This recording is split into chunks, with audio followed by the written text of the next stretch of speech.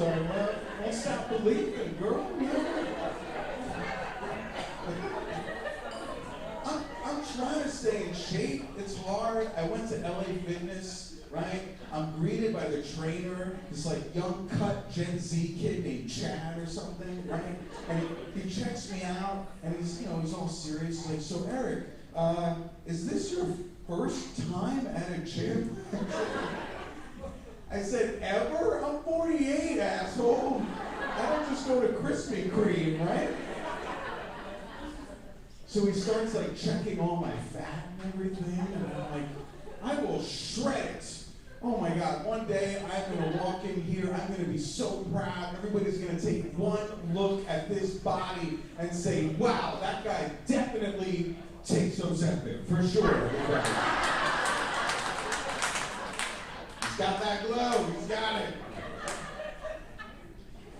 He's like, what about your goals, Do you want to run a marathon or, climb a mountain? I said, how about avoid kidney failure? Can we start there?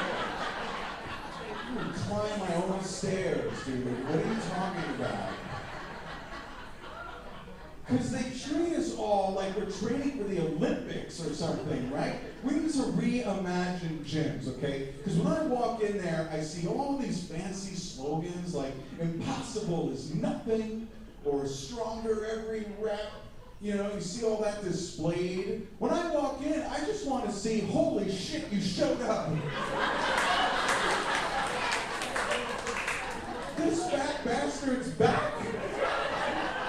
We are the champions, sir. There's some midget jumps out of the cake somewhere. Yeah, no. And all these workouts, they take forever to see any results. I know, trust me, right? I feel like I want something immediately helpful. Results now. What are the best yoga poses for constipation? That's all I want to know. Give me the White Claw workout. You know what I'm saying? Come on. I mean, it's a journey, man. Do you guys work out over here? This crew of studs? Yeah? You know what I'm saying? I've been doing this 30 years. I still look like the before picture.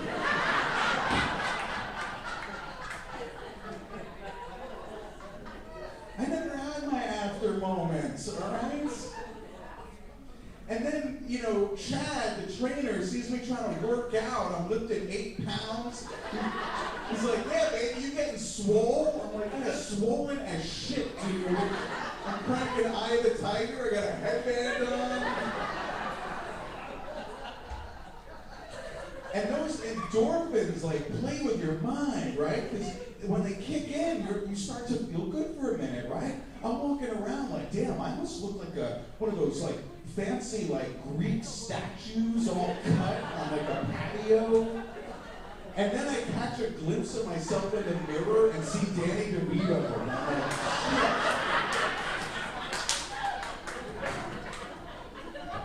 fail. So here's what I do to feel instantly healthy. I go to an early bird special. No one else there can tolerate sodium. You know what I'm saying? They're like, he has to piss only once a night? These are miracles. And just when I thought all hope is lost, am I going to have to eat tofu burgers for the rest of my life, I saw one of those 107-year-old guys getting interviewed, and they're like, so sir, what's the secret? Is it exercise and no sugar? And he goes, nah, it's cigars and anal sex. And I said, yes, I will live. Let's go. Yeah. This is a late show, baby. But like Perry said, we all pick up habits in life, Anyone here enjoy the marijuana? The same girl in the back. And about 72 liars. Because weed has changed like everything else in the culture, right? I grew up in New York City in the 90s. I had to buy crack weed out of a drug mule's cornhole, right? That's what I had to do. But I just went to a dispensary. Have you guys been to these? They're everywhere now. Yeah, I walk in, I am greeted by a fairy down with wings. Glitter comes out of her mouth. And she says, this flower tastes like your family loves you. I said,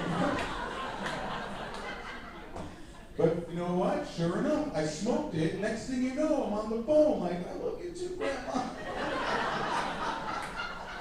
I'll try the brownie. All right, you guys are fun. Yeah. And it's weird to me that, like, in Florida, you gotta qualify to get high from a doctor. You need a medical ailment, right? That makes me nervous. I never went to a drug dealer on a South Bronx street corner and have them be like, yo, it's $10 for a dime bag. But first, you got anxiety, bro? Like, what's going on with you?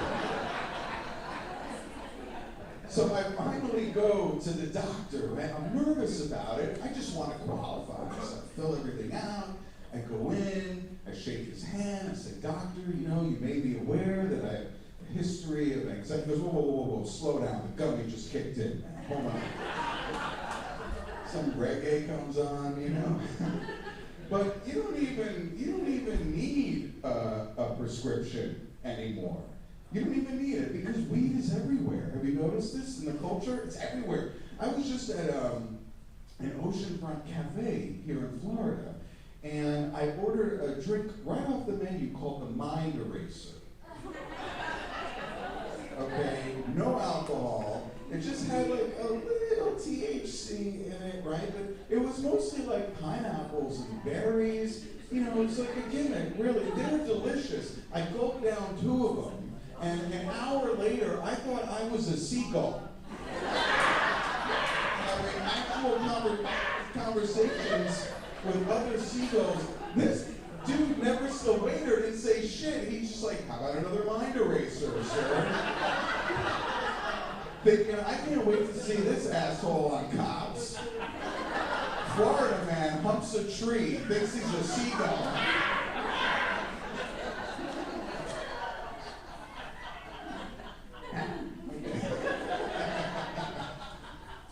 And magic mushrooms, you guys know about this. Magic mushrooms, right? Like, they're everywhere now, too. They're super easy. They was not easy to find ever. But, so here's what happened. So this guy comes over to my house to fix my cable, right? And he's like a Gen X dude like me, and we're in the kitchen. We're talking music, right? First, and he's, you know, he's like, yeah, you know, I grew up back in the day, like, I'm into heavy metal, heavy, bro, old school, heavy. I'm like, all right, cool, what are we talking about? He goes, Creed. I said, where the arms rock, I said, what the hell? I guess Metallica's for pussies, and Creed's the real hard shit. And then he pulls out some mushrooms, right? He's like, you want in on this? And I'm like, it's 10 o'clock on a Tuesday. I don't really want to trip out. And he's like, no, it's cool. I just microdose. Oh, is that why you put my cat in the refrigerator? I don't even have cable, dude. You're in the wrong house.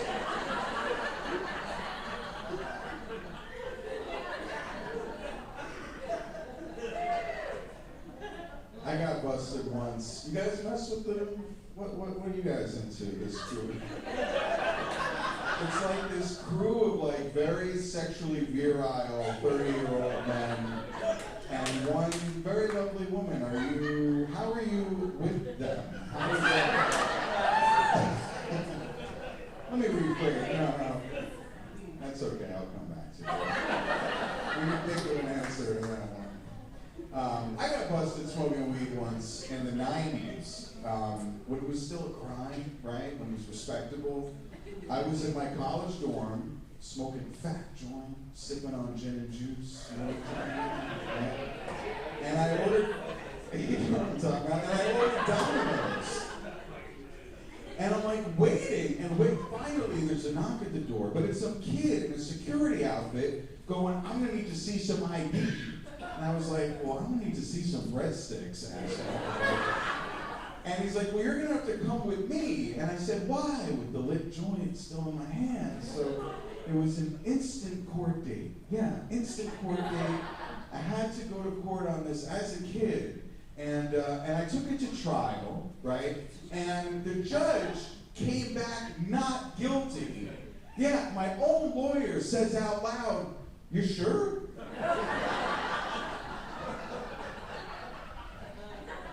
And the judge is like, "All right, it's a first offense, it's, a small amount violation. You'll do some community service at a religious center."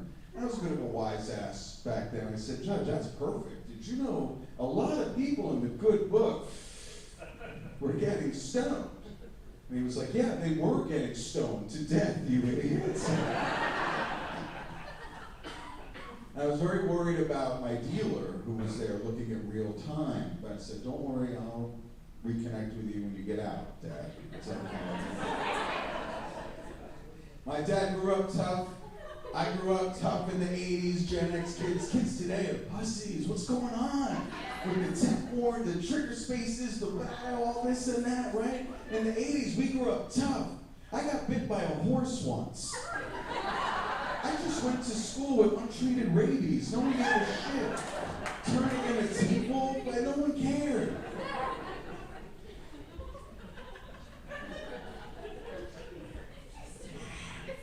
You guys remember Stranger Danger? Remember that? Yeah, my parents said to me, if you see a strange man in a van come around and offer you candy, don't take it. You ask for money. Know your worth, goddammit. These are life experiences. I don't even know how I'm alive. I had McDonald's like 8 times a day for years. How did I not throw like a McNugget for a nipple?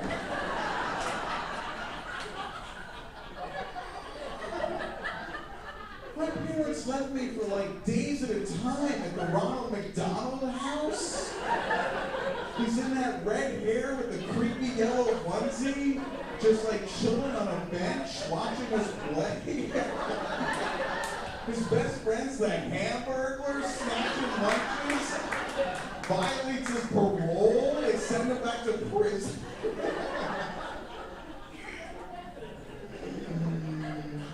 Oh man. By the way, I am not making light of abuse at all. I mean, look at what's happening with Diddy and everything.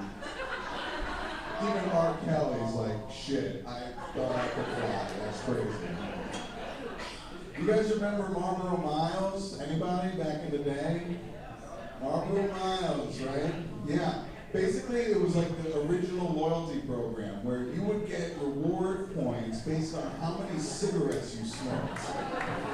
And then you would redeem them in a merchandise in a catalog. Yeah, so both my parents were very heavy smokers, chimneys. One year for Hanukkah, they got me this dope-ass, like, white furry jean jacket with the giant red Marlboro cigarette box on it.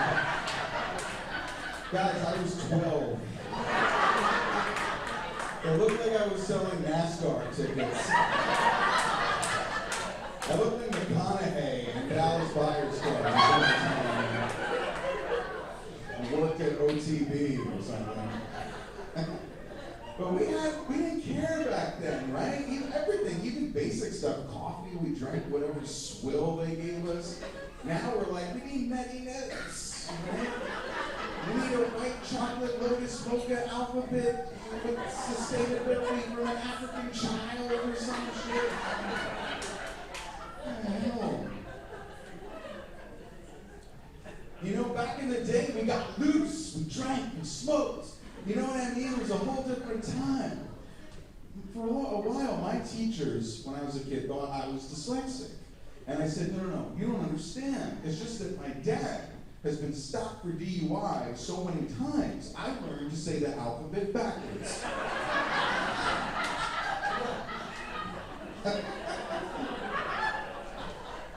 I mean, what did we even really learn in school? Can we have that conversation? Like, about life, about making a living, you know? Like, even science class, like, what did looking up a frog's asshole? really have to do like, hey, you're late on your car payment. Yeah, but did you know frogs have no scrotum? Did you know that? Does that cover the debt?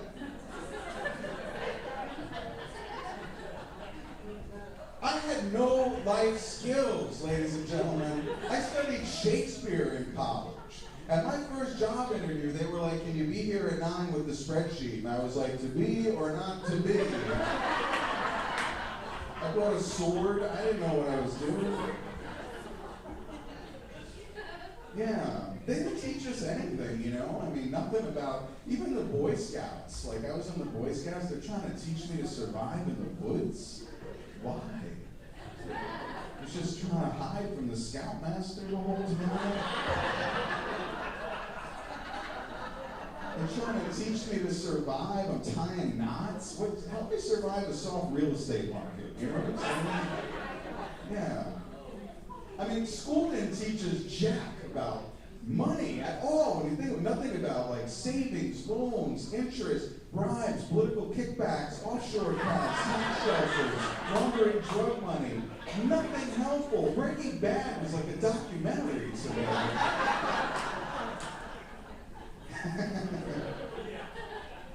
So I didn't know what the hell to do, all those years ago. So I went to law school, it's true, hated it.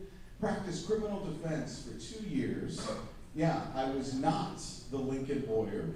I was the Chrysler LeBaron lawyer. Handling hookers, not high profile cases.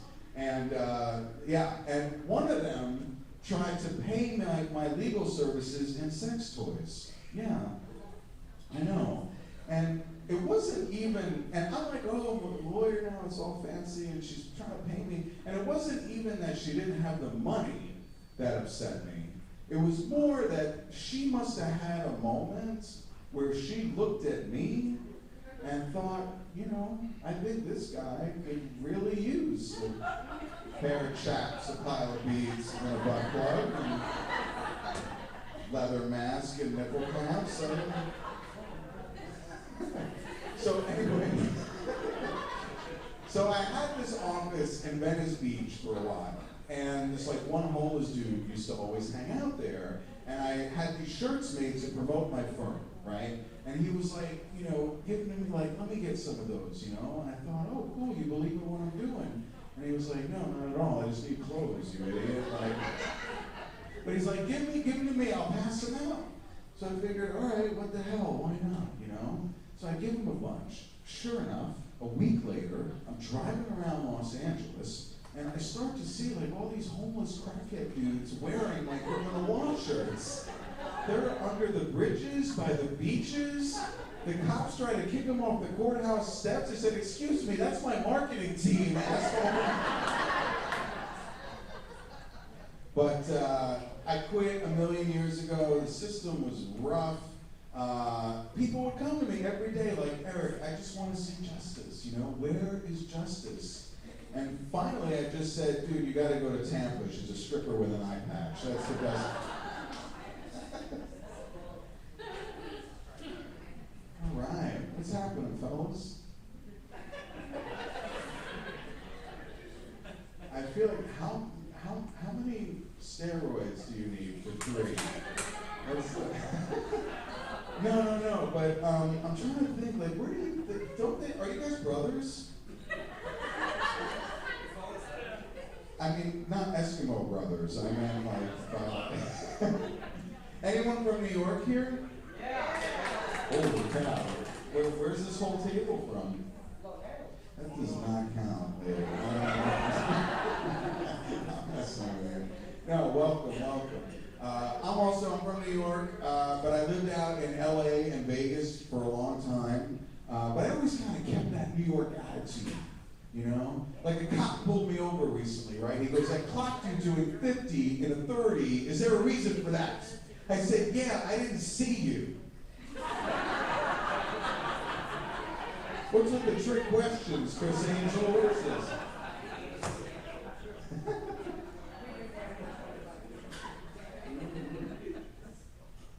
A lot of lovely women here in Vero Beach. Yeah. Look at this, Sex and the City right here. You ladies beautiful women here in Vera, but honestly, I feel sorry for you sometimes. I do. Because you're always getting hit on, you know? It's a safety issue, really. Men care. We care, but we can't grasp it because we could never be creeped out by a woman. A woman could never creep us out. She could hop out of the bushes and like a sheep with eye holes, swinging a machete. And all we be thinking is, her boobs look perky.